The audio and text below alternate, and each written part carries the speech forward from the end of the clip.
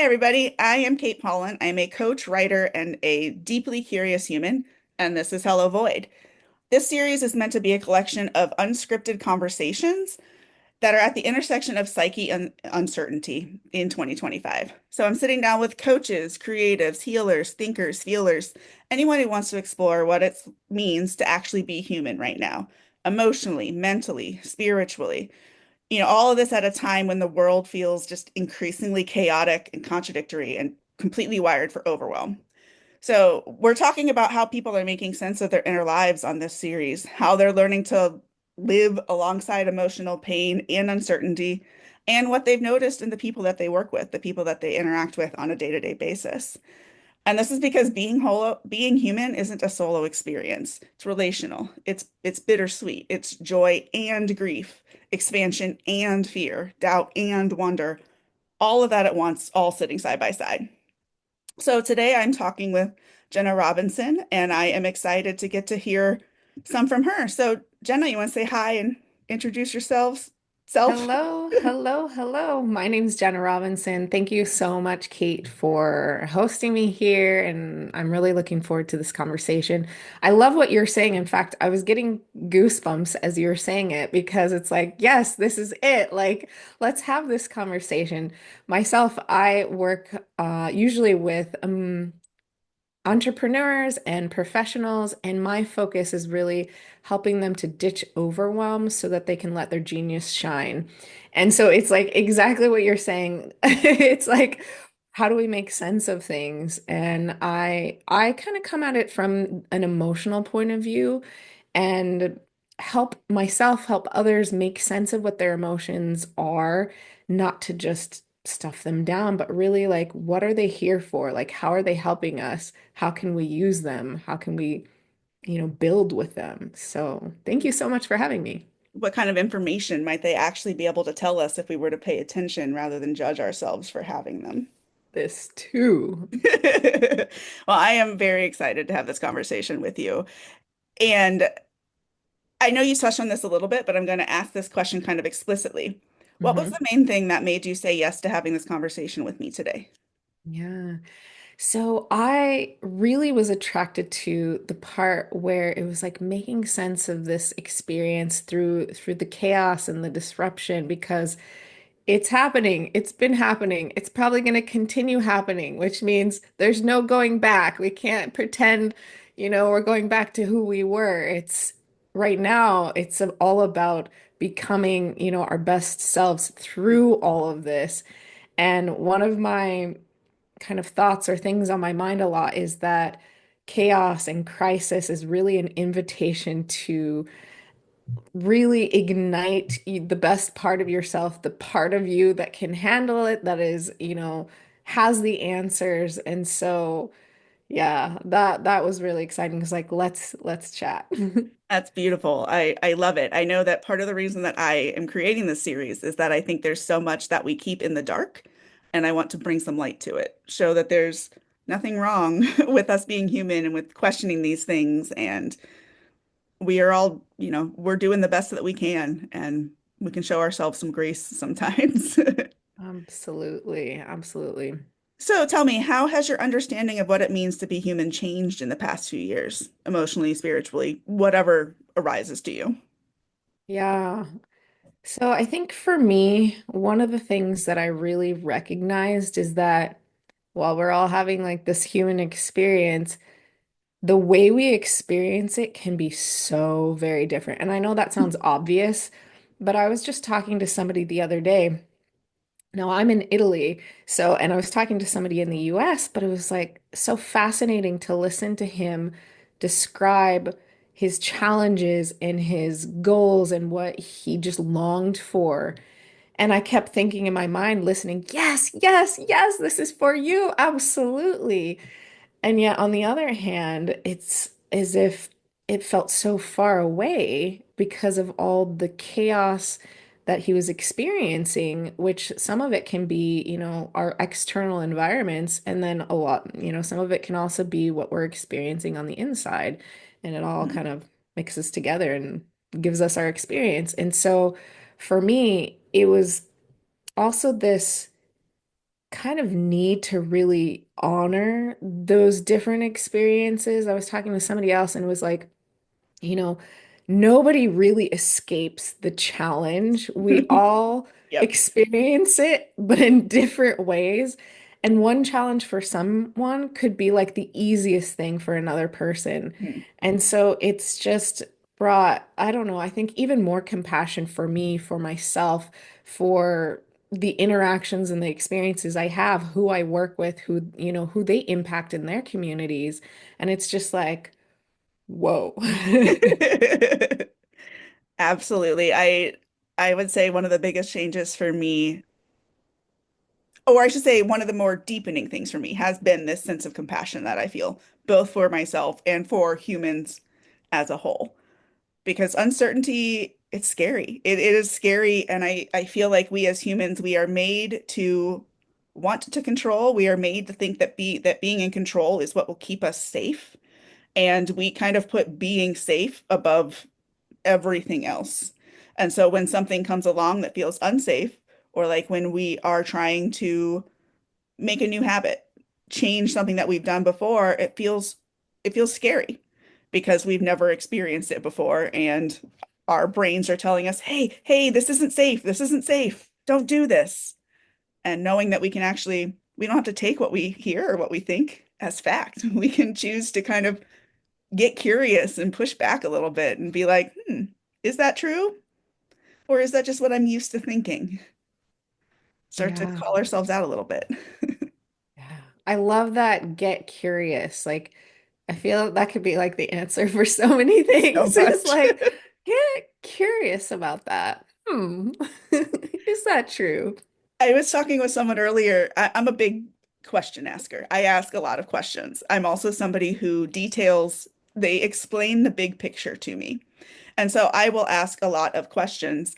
And one of my big things, especially over the past few years, has been like if somebody's asking you a question and you feel like threatened by it or anything along those lines, maybe take a second. And instead of assuming that the person meant to judge you or that they meant whatever, just get curious. Ask Mhm. instead. Like, why are you asking this? Like, can you explain more to me about where you're coming from with this question so that I can understand and actually give you an answer that's going to help? And when Mhm. we can get curious about things, it naturally increases the compassion, in my opinion. Yes. Oh, I love that. I love that too. Oh, yeah. Well, speaking of which, you said like you were talking about longing. What do you think people are really longing for right now?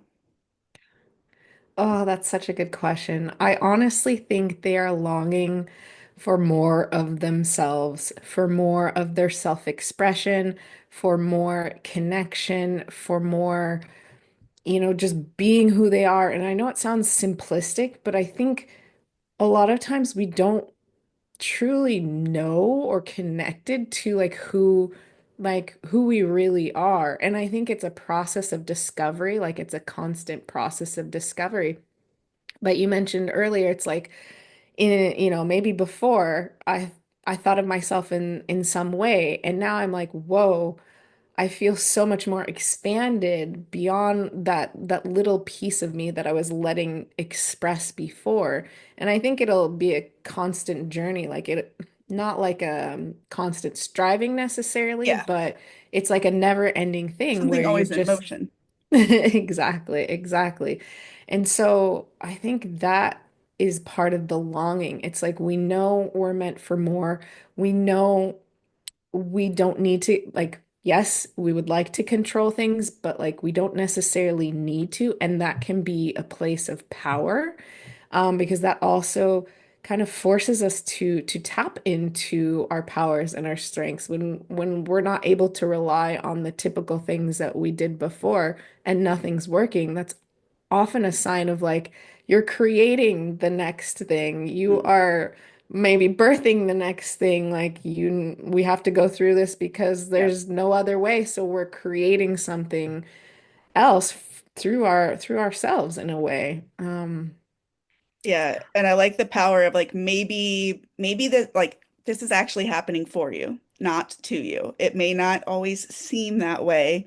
And if we can start to view things as happening as opportunities that we can learn from, whether or not we like them, that like our opinions of it, quite frankly, are they're not really part of the conversation.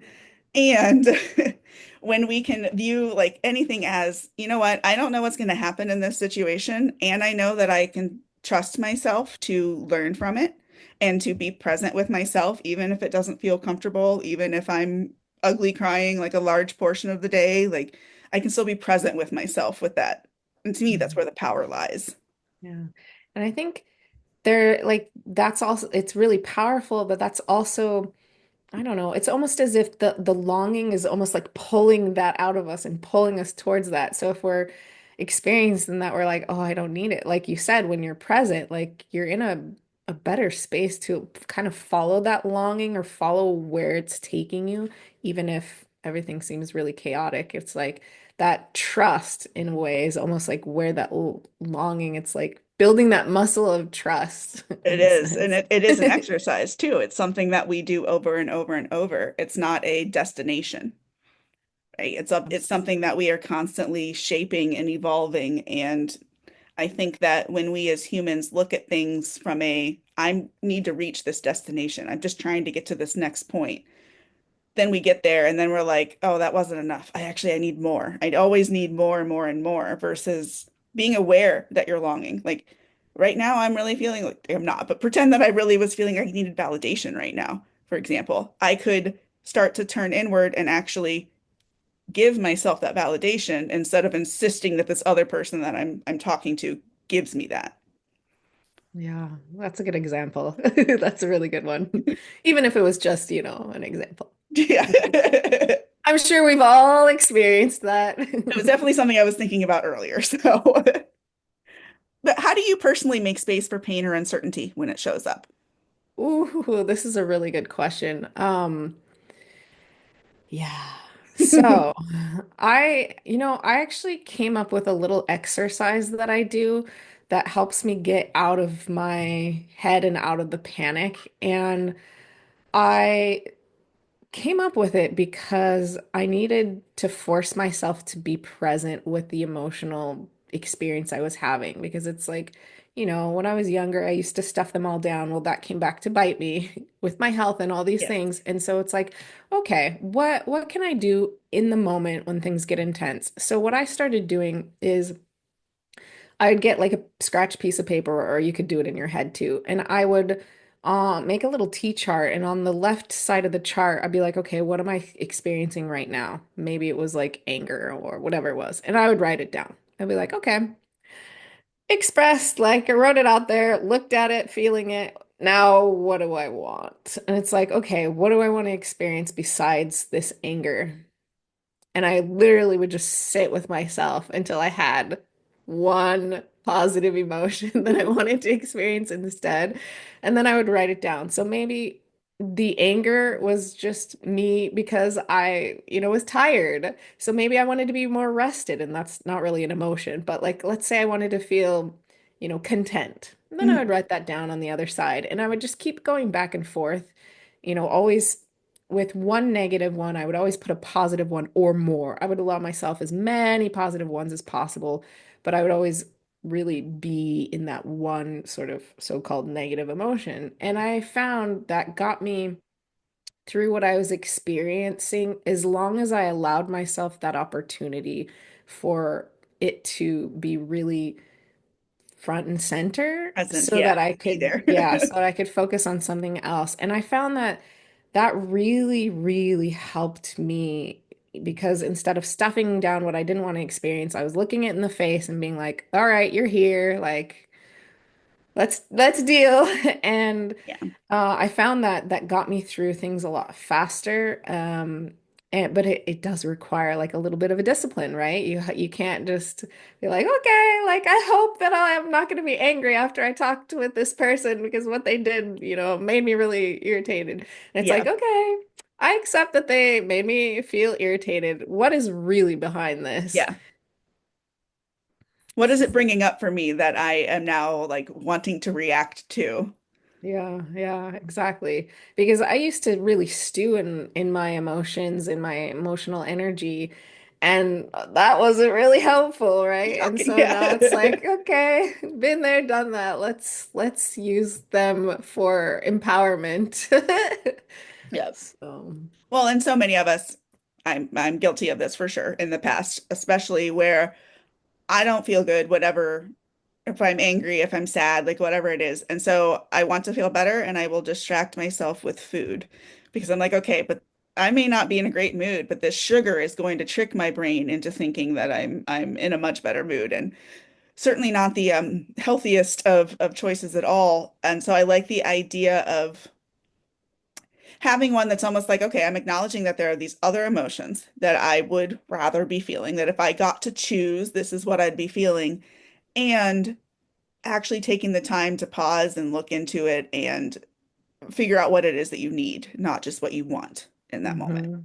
hmm Yeah, yeah. And I think we've all been there. Like, I don't think there's anyone who hasn't been like, oh, it'd be so nice to eat something yummy and feel better right away. So I totally get that. And then at a certain point, that doesn't quite work the way you want it to, No, or you it's always need more and short-lived. more and more and more. And then, yeah, Yeah.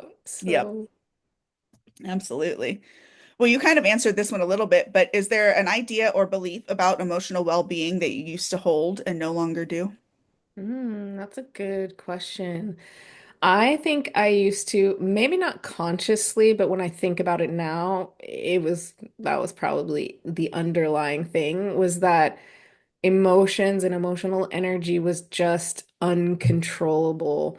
And that's not to say that like controlling them is the answer, but I didn't even consider before the fact that what I experience and feel that I could do anything about it. And I think maybe in the 70s, a lot of stuff came out about emotional intelligence, which, hello, I didn't even know like the emotional intelligence was like a name of a thing maybe like 5 years ago, but my entire life, like that's what I was learning and like self-studying in a way is Same. how to manage, deal with, work with emotions. And I remember one time when it really hit me, um, I thought I was in my own emotional world dealing with something. This was when I lived with my family, and my brother came out of his room or whatever and was like, Jenna, like, enough already. And I'm like, what are you talking about? And I'm like, he's an empath. He can feel what I was feeling. I thought I was alone in my own emotional cave trying to deal with it. And I really realized then how my emotional energy impacts other people around me. And I thought, whoa, like I would like to learn how to be in a better space, not to just avoid it for the sake of, making everyone feel better, but really deal with them in a healthy way so that it can become a powerful experience. That means I can go and be with other people and they're feeling that good positive energy rather than, this emotional kind of mess. And so that's what I used to believe it that it was whatever it was and there was nothing I could do about it and everything just escalated and that was it. Yeah. And now I'm like, no, that's not it. And in fact, emotional energy and working with it can actually be kind of fun and creative too. Hmm. It's that was Yeah. something that took a while for me to kind of just break out of. What I'm hearing from that also is that there was this sense that emotions, especially when they're like quote unquote bad emotions, that they are something to hide, that Hmm there's something you should be ashamed for having. Yeah, yeah. It was really, yeah, it just felt as if, oh, well, nobody really talks about emotions. So like, what am I gonna do with myself? I feel what I feel. Like, what do I do? Yeah, I can't think about anything other than this emotion that I'm having, and yet it doesn't seem like this is what other people are doing. Therefore, there must be something wrong with me that I'm having this emotion in the first place. Which, Like yeah, that was my story, at least. leads to a whole bunch of challenges, right? Absolutely. So, in the honor of time, we're getting to the point where I want to invite you to tell folks about where they can find you and share a free gift that you brought for listeners. Yeah, absolutely. So, for those who are on Instagram, I'm at Jenna's Energetic Adventures. And I have a little gift for everyone. So we talked a lot about emotional energy and things like that. And I see them kind of as a signal, like they're telling us something, but it's like, what are they telling us? What's a process that I can use to actually make sense of it? And so I created that based on my own experience and then experience that I have with helping a lot of my clients to make it more of like a framework and something that you can use instead of just being like, oh my gosh, what do I do next? And so I call it my Activate Your Solutions Now. It's an essential skills guide that really walks you Cool. through some ways to do that in a really constructive way that helps you to feel more empowered and less anxious. That is beautiful. I love that. I will include the links for that in the show notes as well. So anybody who is interested is more than encouraged to reach out to Jenna. Take advantage of that free resource and learn from it. And for anybody listening who wants to connect with me or find out more about my coaching services, you can find me also on Instagram at followthedopamine.life, on my website, followthedopamine.life, and on Substack at, yes, follow the dopamine. And if this conversation sparks something in you and you want to explore what it means to be human with me in all of its bittersweet mess and beauty, I'd love to hear from you. So until next time, thanks for being here. Thank you for being here, Jenna. Thank And you. listeners, thank you for being you.